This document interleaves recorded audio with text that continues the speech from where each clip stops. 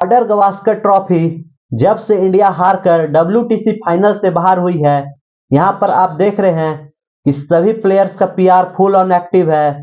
सब एक दूसरे को ब्लेम कर रहे हैं और सब अपने प्लेयर का इमेज बचाने में है। पर यहाँ पर ज्यादा आप देखें तो रोहित शर्मा को ही सिर्फ फेस बनाया जा रहा है इस हार का। तो क्या सिर्फ रोहित शर्मा इस हार के जिम्मेदार है या फिर कुछ और लोग भी हैं टीम में जो इसके लिए बराबर के जिम्मेदार हैं? तो उसके बारे में कोई बात नहीं कर रहा है। तो चलिए आज उसके बारे में थोड़ा हम लोग बात करते हैं। तो सबसे पहले अगर आप बात करें रोहित शर्मा के अलावा इस हार में आप देखें अगर कोई जिम्मेदार है तो क्या कोच गौतम गंभीर नहीं है, क्योंकि आप देखें तो 9 नंबर तक यहाँ पर इंडिया बैटिंग ऑप्शन लेकर चल रही थी, जिससे टीम का कॉम्बिनेशन कहीं ना कहीं मुझे लगता है कि बिगड़ा हुआ दिख रहा था। टीम में प्रॉपर कॉम्बिनेशन नहीं था। यहाँ पर आप देखें तो 8 नंबर पे यहाँ पर नीतीश रेड्डी बैटिंग करने आ रहे थे, जिनका मेन आप देखें तो बैट्समैन है, फिर बॉलिंग उनका सेकेंडरी है।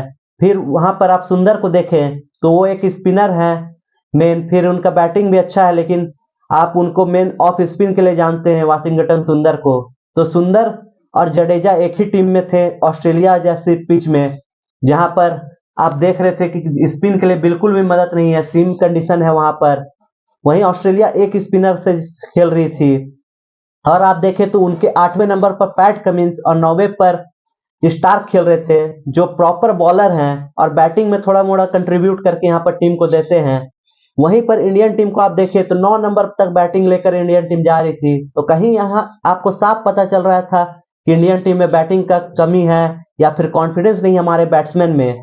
तो ये काम कोच का था कि वहां पर कॉम्बिनेशन टीम का सही करें। आप सबसे पहले शार्दुल ठाकुर को इस स्क्वाड में ऐड नहीं किए। आप नीतीश रेड्डी को, चलिए नीतीश रेड्डी बहुत अच्छा काम किया बैटिंग से, पर बॉलिंग का क्या? बॉलिंग आप जान रहे हैं नीतीश रेड्डी को आप 10 ओवर नहीं एक स्पेल में करा सकते या एक दिन में करा सकते हैं। पर शार्दुल ठाकुर यहाँ पर आपको जब पहले भी आप उनका परफॉर्मेंस देखें तो इंग्लैंड और ऑस्ट्रेलिया में अच्छा रहा शार्दुल ठाकुर का परफॉर्मेंस, और वो पहले टीम के लिए बहुत अच्छा कंट्रीब्यूट कर चुके हैं इस जगह। जब गावा हम जीते थे वहां पर भी शार्दुल 4 विकेट लिए थे, आपको याद होगा तो। पर शार्दुल ठाकुर का यहाँ पर स्क्वाड में नाम ही नहीं था। वहीं पर आप देखिए 5वां टेस्ट में तो ऑस्ट्रेलिया जब वेबस्टर को खिलाई तो वहां पर कितने अच्छे तरीके से बॉलर्स का रोटेशन हुआ। यहाँ पर कोई बॉलर उनका थका हुआ नहीं लग रहा था। जब मिचेल मार्श थे तब वहां पर दिख रहा था ज्यादा प्रेशर है ऑस्ट्रेलियन बॉलर्स में।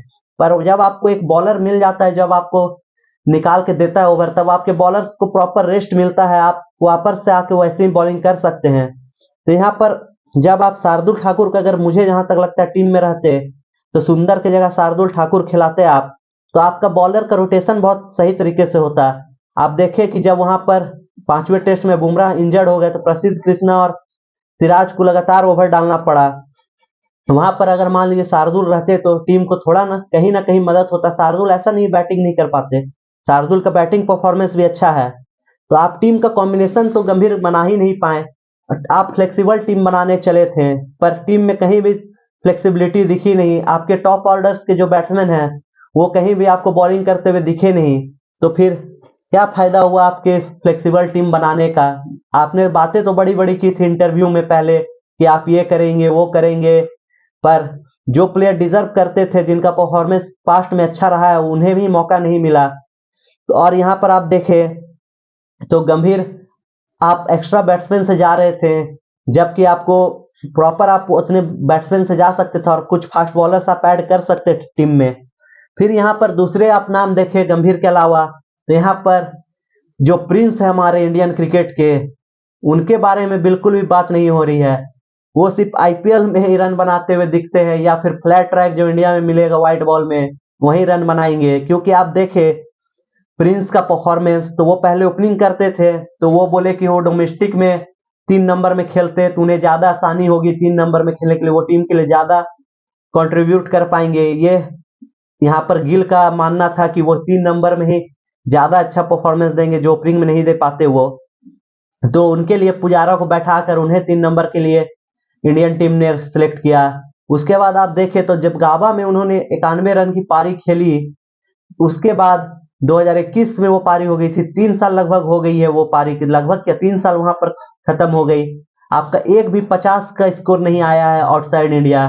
तो आप क्या परफॉर्मेंस दे रहे हैं? आपको ठीक है रेस्ट मिला तो बहुत सी भगदड़ मची कि आप कैसे गिल को ड्रॉप कर सकते हैं। ठीक है, उनका परफॉर्मेंस नहीं आ रहा, बाकियों का भी नहीं आ रहा है, पर गिल को ड्रॉप नहीं करना चाहिए था।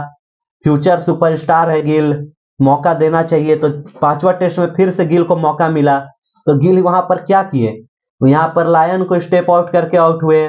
फिर सेकेंड इनिंग में वही गलती, जब वो वेस्टर को यहाँ पर पंत एक छोर से रन बना ही रहे थे, तो क्या जरूरत था स्टेप आउट करके वेस्टर को अटैक करने का।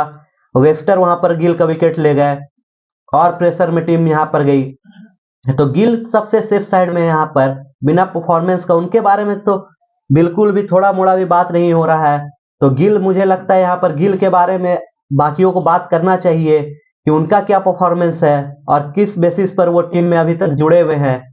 फिर तीसरा नाम आप देखें तो यहाँ पर विराट कोहली, जिनका थोड़ा मोड़ा तो बात हो रहा है, पर उतना नहीं हो रहा है क्योंकि उनका फील्ड में एग्रेशन ज्यादा रहता है। तो एग्रेशन का हम क्या करें जब आप परफॉर्मेंस दे ही नहीं पा रहे। आप 9 इनिंग में यहाँ पर 190 रन मात्र बनाए हैं, 190 रन बनाए हैं, 23.8 का आपका मात्र एवरेज रहा है यहाँ पर ऑस्ट्रेलिया में, जो आपके स्टैंडर्ड के हिसाब से, किसी भी बैट्समैन के स्टैंडर्ड से हिसाब से बहुत कम है। ये आपका एक शतक का पारी आया, उसके बाद आप कोई भी शतक का भी पारी नहीं आया आपका।